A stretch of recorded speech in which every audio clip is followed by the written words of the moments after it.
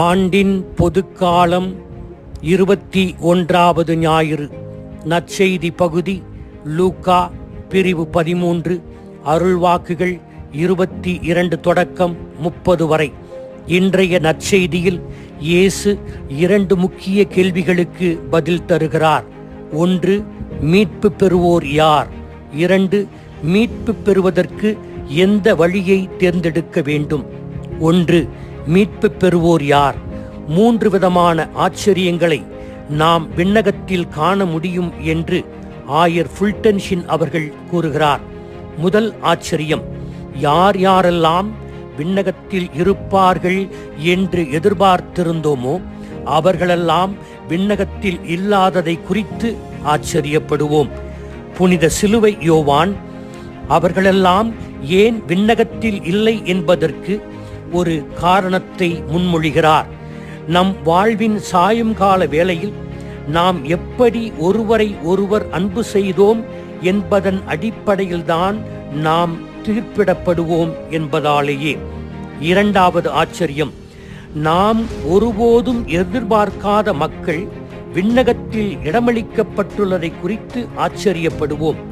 ஏனெனில் கடவுள் மனிதனின் உள்ளார்ந்த நோக்கங்களை வைத்து தீர்ப்பு வழங்குவதால்தான். 3வது ஆச்சரியம், நாம் விண்ணகத்தில் இருப்பதை குறித்து ஆச்சரியப்படுவோம். நாம் விண்ணகத்திற்கு செல்வது கடவுளுடைய முதன்மையான வேலை. அவர் நம்மை மீட்க தன் நிலையிலிருந்து இறங்கி வந்து நம்மை மீட்டார். தன் நிலையிலிருந்து இறங்கி வந்து நம்மை மீட்க வந்த கடவுளுக்கு அவருடைய அருளோடு ஒத்துழைக்கும் நல்லெண்ணத்தையும் தாராள மனதையும் நாம் வெளிப்படுத்தியதால்தான்.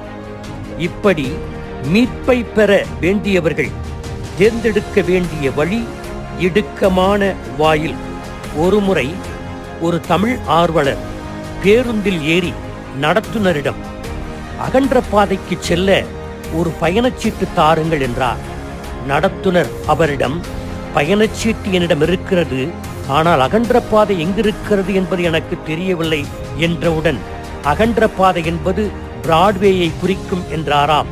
அதற்கு நடத்துனர், பிராட்வே என்று தமிழில் சொல்லியிருக்கலாமே என்றார்.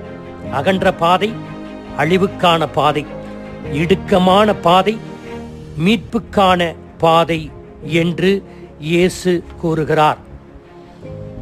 வெற்றிகரமான வாழ்க்கைக்கு சிறந்தது குறுகிய வாயில். 1000 இளைஞர்களும் இளம்பெண்களும் இன்று கிரிக்கெட் மட்டை எடுத்துக்கொண்டு பயிற்சியில் ஈடுபட்டு தொழில்முறை ரீதியாக இந்திய அணியில் இடம்பெற வேண்டும், கால்பந்து கூடைப்பந்து அணியில் இடம்பெற வேண்டும் என்று கனவு காணுகிறார்கள். ஆனால் ஒவ்வொரு ஆண்டும் ஒரு சிலரே இடம் பிடிக்கிறார்கள். 1000 பெண்களும் ஆண்களும் ஒவ்வொரு ஆண்டும் புதிய புதிய வணிகத்தை, தொழிலை தொடங்குகிறார்கள். ஆனால் ஒரு சிலர் மட்டுமே பொருள் ரீதியாக வெற்றியாளர்களாக மாறுகிறார்கள். அர்ப்பணத்தின் தொடர் முயற்சியின் அளவுகோல் கூட கூட எண்ணிக்கையும் குறைந்து கொண்டே போகிறது. 1000 இளம் ஜோடிகள் ஆலய பலிப்பீடத்தின் முன் இறுதி வரை அன்புடன் பிரமாணிக்கமாக வாழ்வேன் என்று உறுதியளிக்கிறார்கள். ஆனால் சராசரியாக இந்த திருமணங்களில் பாதி விவாகரத்தில் முடிவடைகிறது. பல தம்பதியர்கள் சமூக அந்தஸ்துக்காகவும் குழந்தைகளுக்காகவும் வெளித்தோற்றத்திற்காகவும் மட்டுமே ஒன்றாக இருக்கிறார்கள். 10% தம்பதியர் மட்டுமே தங்கள் திருமண வாழ்வின் உண்மையான நிறைவை காண்கிறார்கள். வெற்றியாளர்கள் வழி இடுக்கமான வழி, அதுவே இயேசுவின் வழி.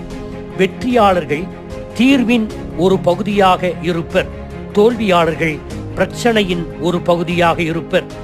வெற்றியாளர்கள் திட்டம் தீட்டி செயல்படுவர், தோல்வியாளர்கள் சாக்குப்போக்கு சொல்லி செயல்படுவர். வெற்றியாளர்கள் உங்களுக்காக நான் அதை செய்கிறேன் என்று சொல்லி பிறருக்காக செய்ய முன்வருவார்கள். தோல்வியாளர்கள் அது என்னுடைய வேலை அல்ல என்று தப்பித்துக் கொள்ளுவார்கள். வெற்றியாளர்கள் ஒவ்வொரு சிக்கலிலும் ஒரு தீர்வை காண்கிறார்கள். தோல்வியாளர்கள் ஒவ்வொரு தீர்விலும் ஒரு சிக்கலை காண்கிறார்கள். வெற்றியாளர்கள் இது கடினமாக ஒன்றாக இருந்தாலும் செய்ய முடியும் என்று நினைக்கிறார்கள். தோல்வியாளர்கள் செய்யக்கூடிய செயலாக இருந்தாலும் மிக மிக கடினமான ஒன்று என்று நினைக்கிறார்கள். வெற்றியாளர்கள் தவறு செய்யும் போது தவறு செய்தது நான் தான் என்று ஏற்றுக்கொள்கிறார்கள். தோல்வியாளர்கள் தாங்களே தவறு செய்தாலும் இது என் தவறு அல்ல என்று சொல்லுகிறார்கள். வெற்றியாளர்கள் வாழ்வு அர்ப்பணத்தில் வெளிப்படும், தோல்வியாளர்கள் வாழ்வு வெறும் வாக்குறுதியில் வெளிப்படும். வெற்றியாளர்களுக்கு கனவுகள் இருக்கும், தோல்வியாளர்களுக்கு திட்டம் மட்டுமே இருக்கும். வெற்றியாளர்கள் கடினமான வாதங்களுக்கு மென்மையான வாதங்களை பயன்படுத்துவார்கள். தோல்வியாளர்கள் மென்மையான வாதங்களுக்கு கடினமான வார்த்தைகளை பயன்படுத்துவார்கள். வெற்றியாளர்கள் மதிப்பீடுகளில் உறுதியாக இருந்து சிறிய விஷயங்களுக்கு சமரசம் செய்து கொள்வார்கள். தோல்வியாளர்கள் சிறிய விஷயங்களுக்கு உறுதியாக இருந்து மதிப்பீடுகளில் சமரசம் செய்து கொள்வார்கள். எனவே வெற்றியாளர்கள் யார், தோல்வியாளர்கள் யார் என்பதை நாம் நம்மை ஆய்வுக்கு உட்படுத்தி தெரிந்து கொள்வோம். ஆமீன்.